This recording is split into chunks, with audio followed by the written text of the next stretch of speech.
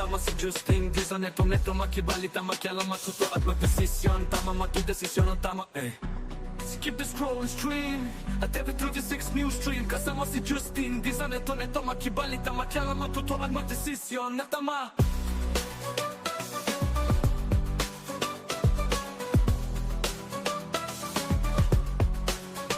Skip the scroll and stream At every 36 news stream kasama si Justin Di sa neto makibalita makialam matuto at magdesisyon na tama magdesisyon na tama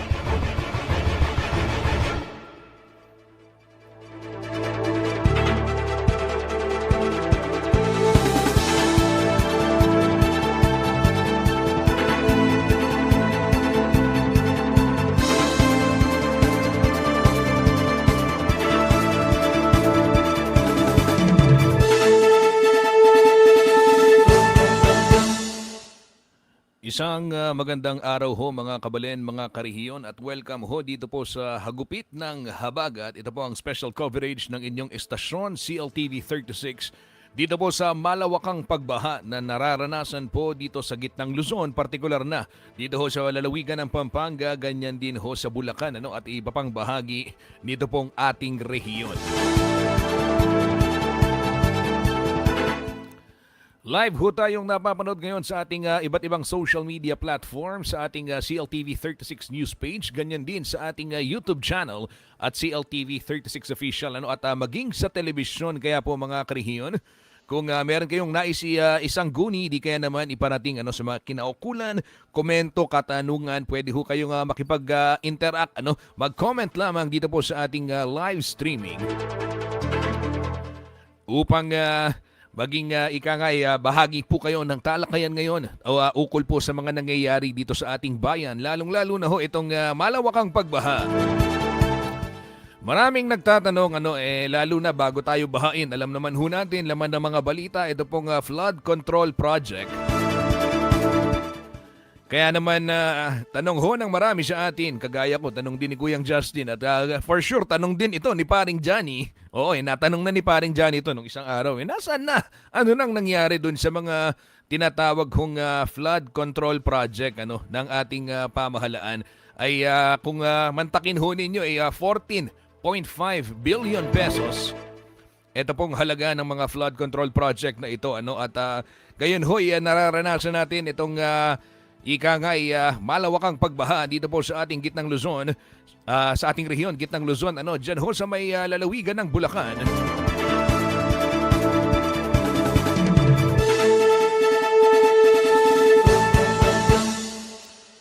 Opo mga kabalen, mga karihiyon, isinailalim na po sa state of calamity ito pong lalawigan ng Bulacan dahil na rin po sa pinsala at epekto nitong mga nagdaang bagyo at ito pong kasalukuyang nararanasan natin itong habagat.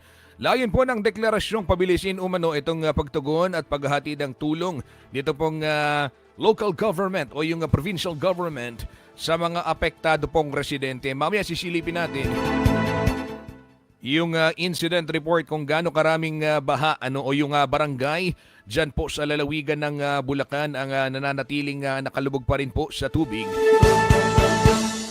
Pero yan ho mga kariyon, ang latest dyan ho sa lalawigan ng Bulacan. Sa mga kababayan ho natin, kumusta ho yung mga taga Bulacan? At lalo na dyan sa bayan din ng Kalumpit, alam natin meron hong mga binabaha sa oras na ito. Ayan, download ko lamang ito. Hinahanap ko yung latest mula po sa ating Regional Disaster Risk Reduction and Management Office. Opo, ito ho yung situational report kung gaano nga ba kalawak itong mga apektadong lugar dyan po sa Bulacan. Ito, pwede hong mag-comment yung ating mga kababayan. Samahan si Kuyang Justin Dizon sa ating talakayan ngayong hapon. Ito, nag-comment si Jill Makapagal. Sabi niya, kahit dito po sa San Simon, lagpas bewang na. Saan po sa San Simon? Itong barangay ninyo, Ma'am Jill, At naway, ingat po kayo. Ingat po lagi,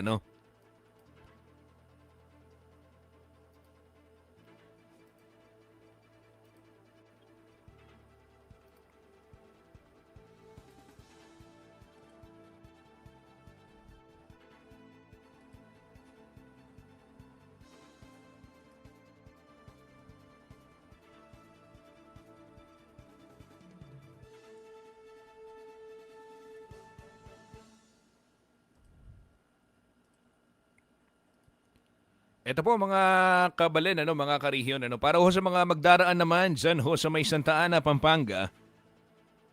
Oo, nadaanan ng ating kasamang si Art Consuelo, Kabayan Art Consuelo, Ito pong sitwasyon dyan ho sa may San Juan, Santa Ana, Pampanga. Ito pong Jose Abad Santos Avenue o Jasa. O para po karetang kasinggidaran ko o dun sa mga kaidaran ko, tawag natin dyan, OG Road, di ba? Olongapo Gapan Road o yung Jose Abad Santos Avenue. Ayan, opo, bate ho dun sa latest monitoring natin na ating kasamang si Kabayan Art Consuelo ay ito pong alauna, mas tumaas na yung level ng tubig, kasi kaninang umaga hanggang nagsimula pong tumaas yan hanggang 3 talampakan, dyan po sa may Barangay San Juan, Santa Ana, Pampanga. So yung mga, mamaya alamin natin kay Kabayan Art kung ano-anong klaseng mga sasakyan yung pwede pang magdaan dyan ho sa may Jose Abad Santos Avenue na sakop po ng bayan ng Santa Ana.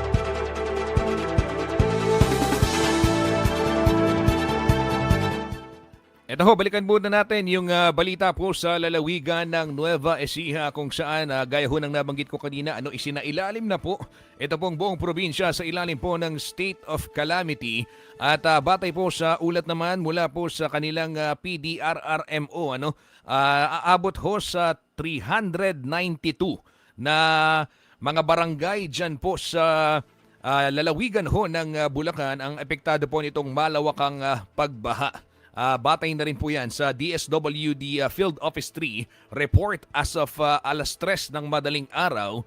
Ngayon pong, mga karihiyon, August 20, 2026.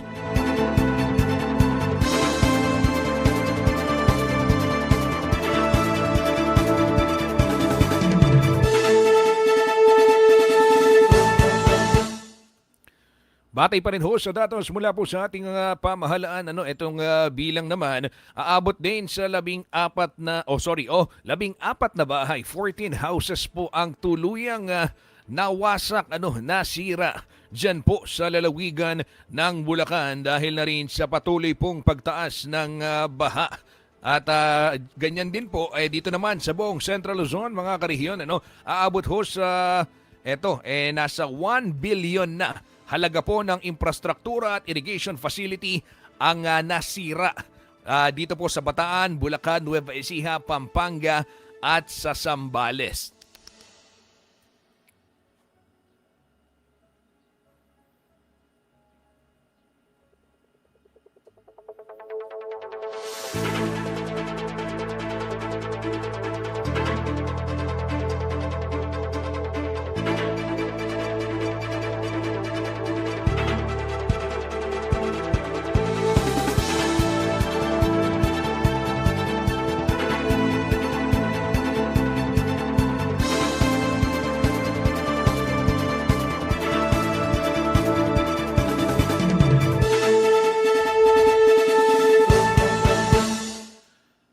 Malungkot na balita naman ho mga karehiyon, isa pong guro sa may Gapan City, dyan ho sa may Nueva Ecija ang nasawi matapos po ang insidente ng pagguho ng lupa. Nangyari po ito nito pong kasagsagan ng malalakas na pag-uulan araw ho ng Miyerkules, August 19 kahapon. Dyan ho sa may Libis, Barangay San Nicolas, sa lungsod ng Gapan, Nueva Ecija. At kinilala po itong biktima, isang teacher na si Nelson Franco Dominguez. Batay ho sa salaysay ng ilang mga residente na tabunan umano si Dominguez ng gumuhong bahagi ng lupa at dike. Nasira po yung dike. Eto na naman tayo. Ayan. Yung mga istruktura ng pamahalaan na nasisira ay nagdudulot ho hindi lamang ng aberya, ng inconvenience, kung hindi nagdudulot po ng pagkawala ng buhay ng ating mga kababayan. Ayon ho kay Police Lieutenant Colonel Wilmar Binag, hepe po ng Gapan City Police Station, nadulas umano ang biktima na nauwi sa kanyang pagkasawi. Patuloy naman pong inimbestigahan ng mga otoridad ang insidente upang makumpirma ito pong sanhi at yung eksaktong sanhi at buong detalye po ng pagkamatay ni Ginoong Nelson Franco Dominguez, isa pong teacher. At nakikiramay po ang CLTV 36 News dito po sa pamilya at mga kaanak, mga kaibigan po ni Nelson Franco Dominguez ng Gapan City, Nueva Ecija.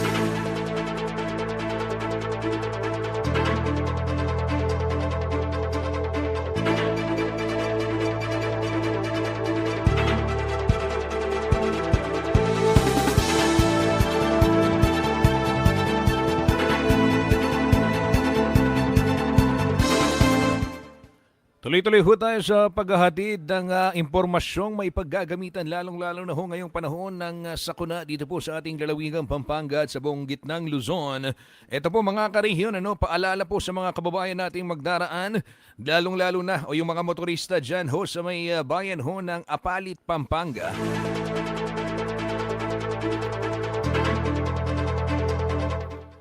Ayon ho sa Municipal Disaster Risk Reduction and Management Office ng Apalit, ay nagpatupad na po ng preemptive evacuation para ho sa mga residente ng low-lying areas ng Tabuyok, Kapalangan, Kansinala, Sulipan, San Juan, San Vicente at Sukad. Hindi na rin po posibleng daanan ng mga sasakyan. Ito pong bypass road na kung saan nakita ho natin kahapon yung video ng MDRRMO kung saan pinaalis ho yung mga kababayan nating nag-set up pa ng picnic station dyan ho sa bypass road. So ayon ho sa MDRRMO Apalit, sarado na, hindi na pwedeng madaanan ng mga sasakyan.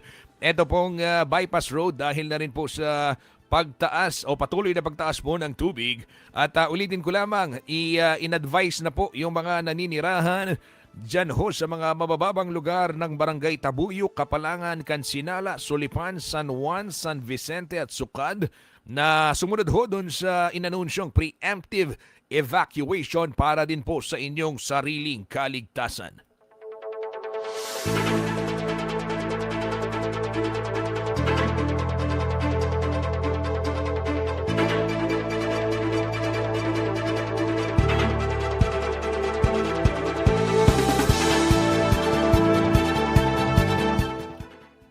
Bigyang daan lang natin yung comment ng ating isa sa mga netizen na katutok po sa ating programa. Maraming salamat si Joy Melin Pregonero. Ayan, sabi niya, paggaling po ng Philippine Arena papuntang San Fernando, Pampanga, passable po ba? Yes po, batay sa ating monitoring dito po sa anunsyo ng NLEX, light traffic at passable ho yung binabantayan nating kalsada dyan sa Tulaok. At sa ngayon, wala hong naiulat na mga, anong tawag dito? Mga aberya dyan po sa kahabaan ng North Luzon Expressway. Silipin natin yung live. Oo, yung live feed satellite tuloy. Yung CCTV feed mula po dyan sa tanggapan ng North Luzon Expressway. Ito po.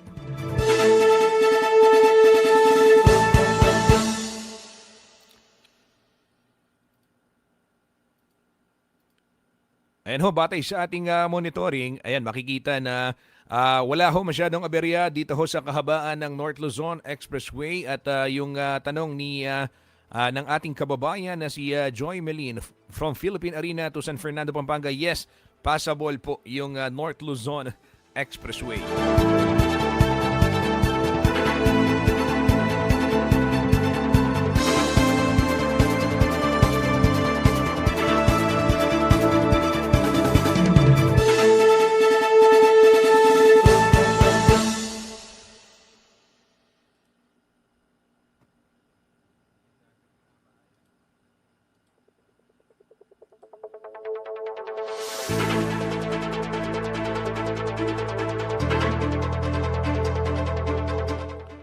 Ito ho mga kariyon, nagtatanong naman si Sunny Carpio, possible po bang dumaan dyan sa MacArthur Highway papuntang San Fernando?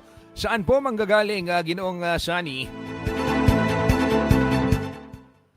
Mula po saan para malocate natin, malaman din natin kasi may mga areas din tayong binabantayan doon sa alamin muna natin mula rin sa Sipos kung makibalita tayo. Pero mula ho saan, kung papunta po ng San Fernando, ito para masagot din natin yung inyo pong katanungan.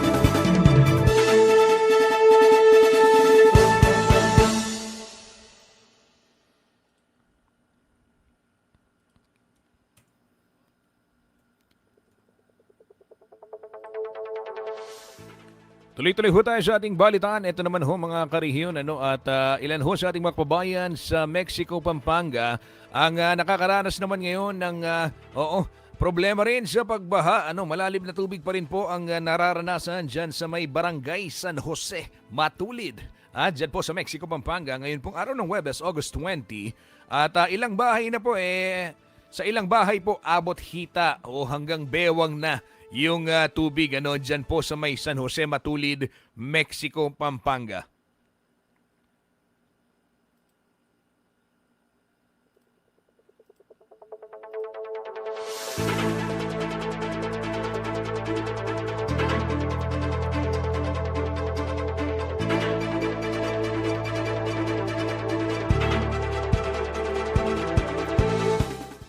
Ito po mga karihiyon, kapapasok lamang ho na balita, isang creek, ayan, dyan ho sa may bayan ng Arayat, Pampanga, ang gumuho, dyan bahagi ng creek, creek bank, kung tawagin. Dyan po sa may barangay Panlinlang, Arayat, Pampanga, ang nakikitang dahilan na posibleng soil erosion, bunsod po ng patuloy na pagulan na siya pong nagpalambot sa lupa.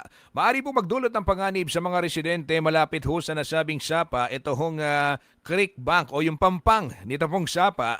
Kung sakali pong tuluyang gumuho yung lupa at tuluyang rumagasa po yung tubig. Bilang pansamantala pong tugon, nagpadala na po yung provincial government ng Pampanga ng 2 truckload ng filling materials at 2,000 sako at mga tarpaulin para po sa pansamantalang pagpapatibay po doon sa gilid ng creek. Patuloy naman pong minomonitor ang kondisyon ng nasabing sapa upang maiwasan ng karagdagang pagguho at matiyak po yung kaligtasan ng mga residenteng naninirahan dito po sa nasabing lugar.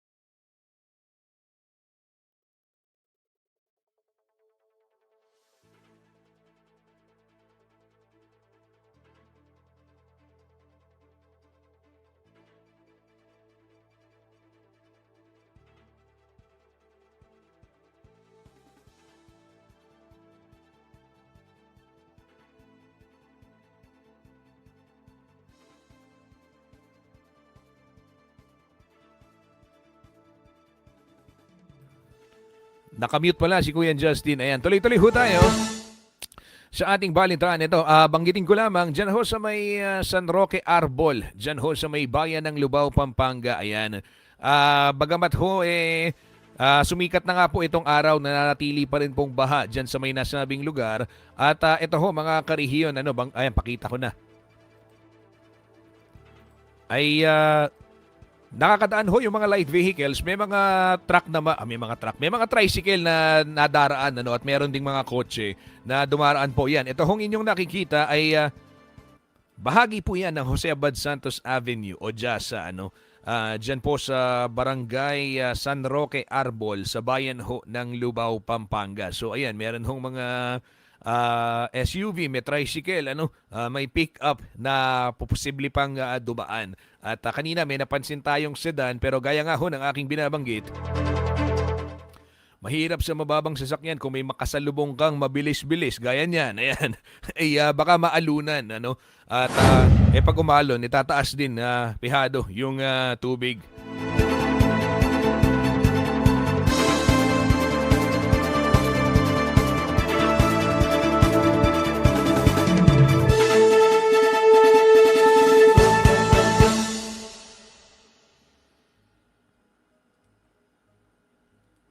Maya-maya po makakausap natin si Kabayan Art Consuelo para ho bigyan tayo ng update naman kaugnay ng sitwasyon dyan ho sa mga kalsada ng kanyang dinaanan din sa Mexico, ganyan din sa may San Luis. Ito, pakita natin sitwasyon muna sa San Luis, Pampanga. Speaking of San Luis, ito ho yung ilan sa mga senaryo dyan sa may Santa Monica, San Luis, Pampanga. Pinuntahan po ng ating kasamang si Kabayan Art Consuelo kanina lamang. Mamaya makakausap natin si Kabayan Art.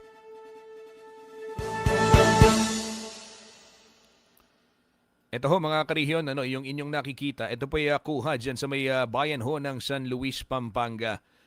Ito po yung nararanasan ngayon ng ating mga kababayan hanggang hita, yung taas po ng tubig at pawang mga military truck na lamang din yung mga dumaraan para po at saka yung mga nakataas, mga nakataas na sasakyan, ayan, nakita nyo naman, ay isinakay na ho sa isang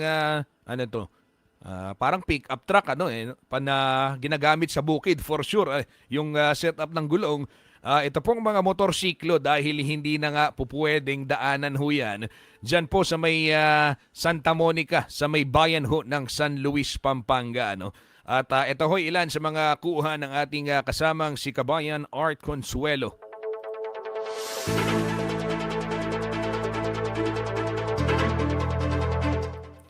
Ito ho, mga 4x4, yung mga nagsidaraan. Dito po sa nasabing kalsada. Ayan. Okay na ba, Jello, yung audio ko? Okay na ba? Ayan, mukhang okay na.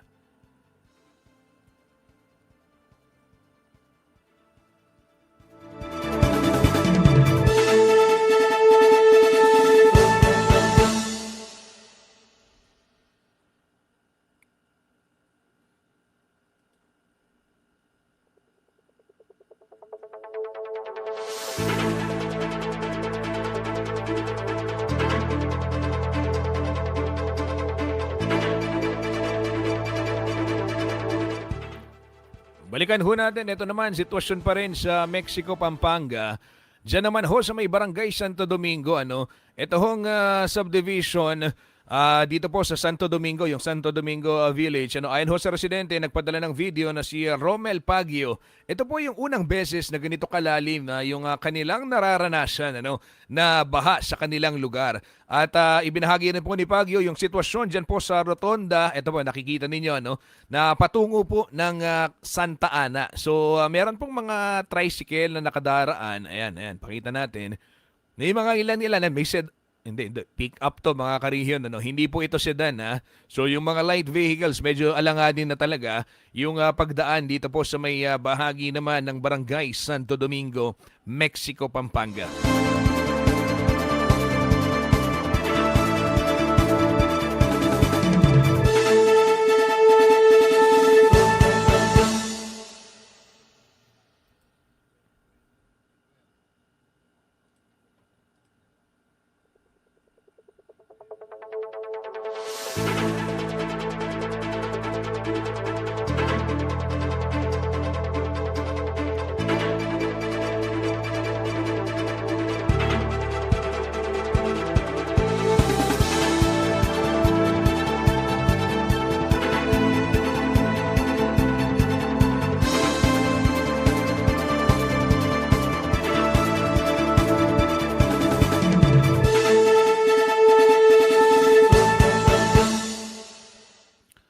Samantala sa ibang balita naman ho mga karihiyon, meron pong nagpadala ng mga larawan sa CLTV 36 News.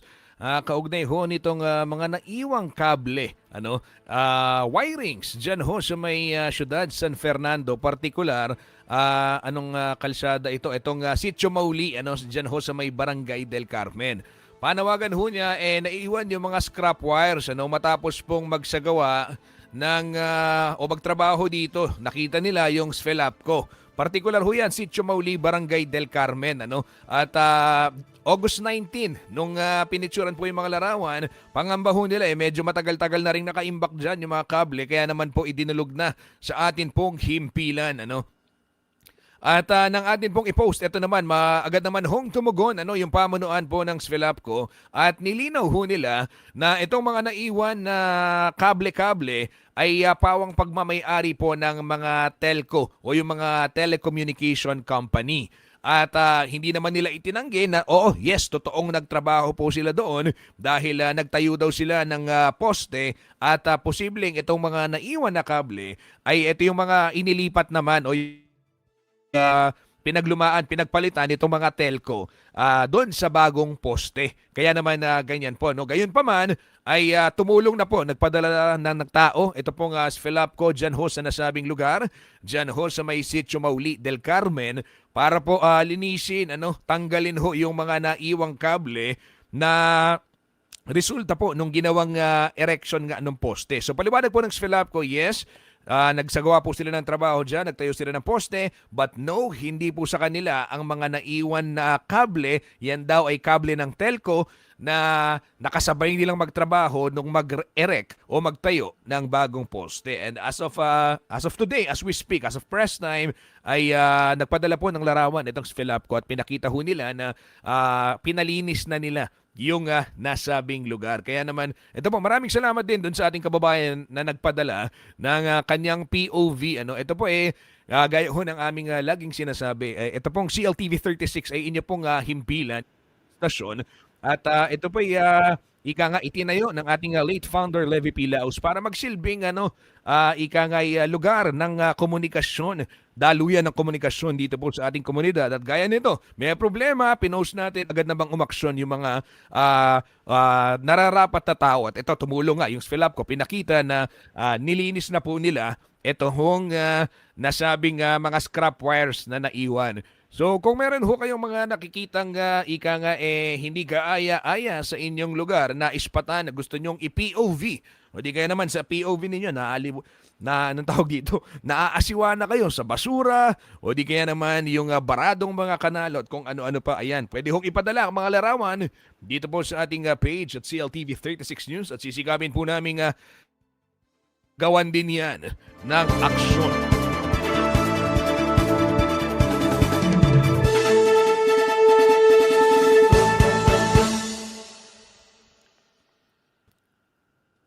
Tuloy-tuloy tayo sa ating balitaan. Ito, makakasama natin na dito na po si Kabayan Art Consuelo.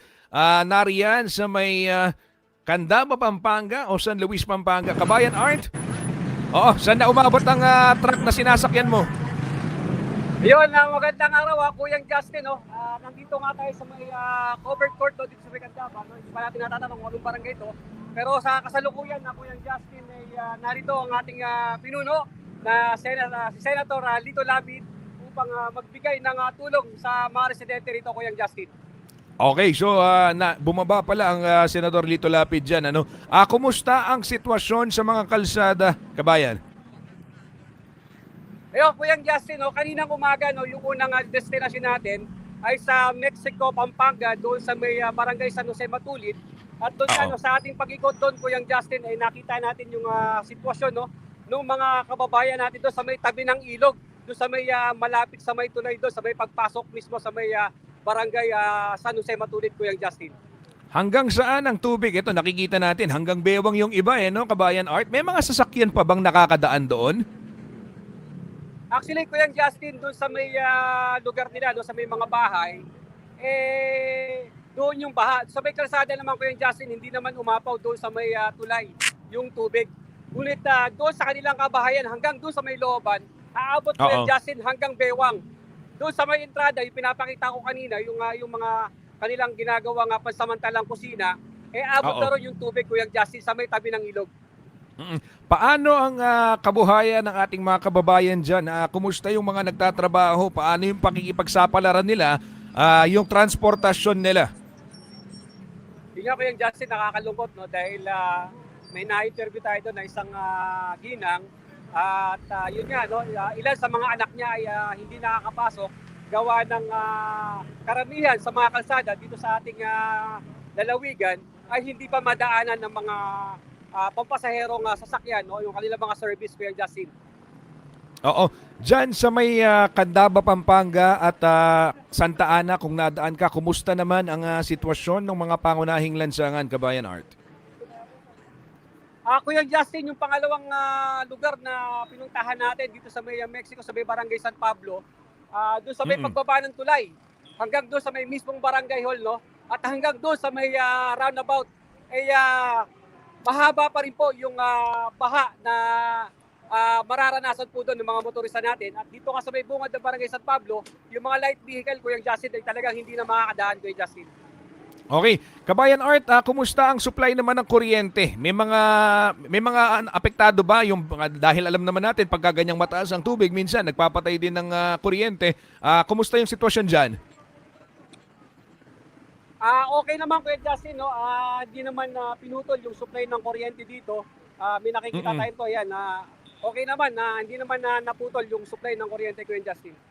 Oo. Sa mga oras na ito, Kabayan Art, ano yung ginagawa nitong contingent ni Senator Lapid, ano? At sino-sino yung mga nariyan dyan sa inyong kinatatayuan? Kuya Justin, hindi lang tayo makapasok sa loob, Pero kanina nakita na natin doon yung ama ng bayan, na si Mayor Rene Maglangke at ang kanyang busy. At Oo. Vice Mayor, Board Member, King Lagitay, nandito rin Kuya Justin. Sige, Kabayan Art, maraming salamat sa iyong ulat at makikibalita kami mamaya dun sa pabalik. Kung kumusta yung sitwasyon ng mga kalsada, mag-iingat ka sa iyong biyahe, Kabayan Art Consuelo. Okay, Kuya Justin, salamat Kuya Justin. Yan ho mga kabalin, mga kariyon, Kabayan Art Consuelo, nag-uulat live mula po dyan sa may Candaba, Pampanga. Gaya ho na nabanggit kanina ni Kuyang Art, mga kariyon, ayan, ay mataas yung tubig. Yung mga sinakyan ho nila, truck ho ng militar, Kaya naman, yan lang ho yung mga pupwedeng dumaan doon po sa portion na yon, yung San Luis, at dyan ho sa ilang bahagi ng Santa Ana, Pampanga.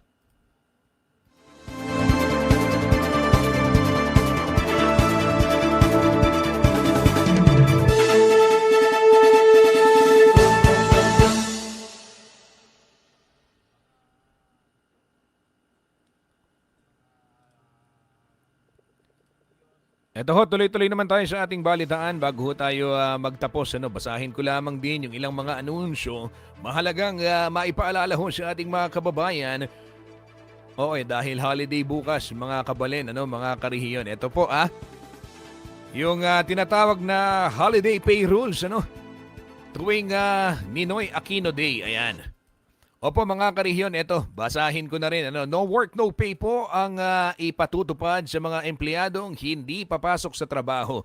Bukas, August 21, araw ho ng Biyernes, na idineklara po bilang special non-working day bilang paggunita po sa Ninoy Aquino Day. At ayon ho sa DOLE, hindi po obligado ang mga employer na magbigay ng sahod sa mga hindi papasok maliban ho kung may umiiral na company policy, practice o collective bargaining agreement o CBA na nagbibigay ho ng bayad. Para naman ho sa mga papasok, may dagdag pong 30% sa inyong basic wage para po sa unang 8 oras ng trabaho. Kung matatapat naman po itong special non-working day, sa rest day po ninyo o sa rest day ng empleyado, by 50% naman ang dagdag sa basic wage para po sa unang 8 oras.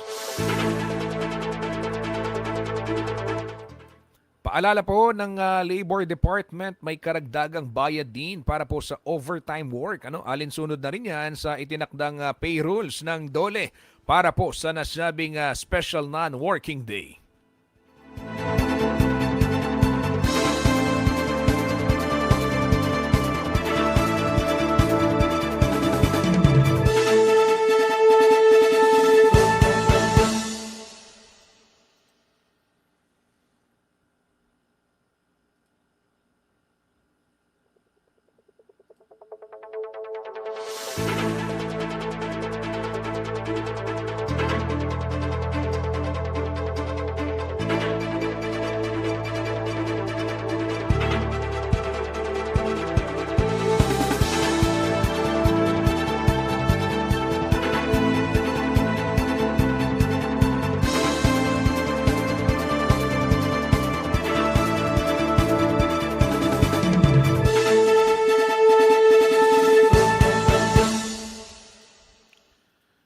Magpapaalam na po si Justin Dizon. Maraming salamat sa lahat ng tumutok dito po sa ating special coverage Hagupit ng Habagat. Mag-follow lamang sa ating social media pages at CLTV36 News and at CLTV36 para po manatiling updated kaugnay ng iba't ibang kaganapan. Dito po sa ating lalawigang Pampanga at rehiyon gitnang Luzon.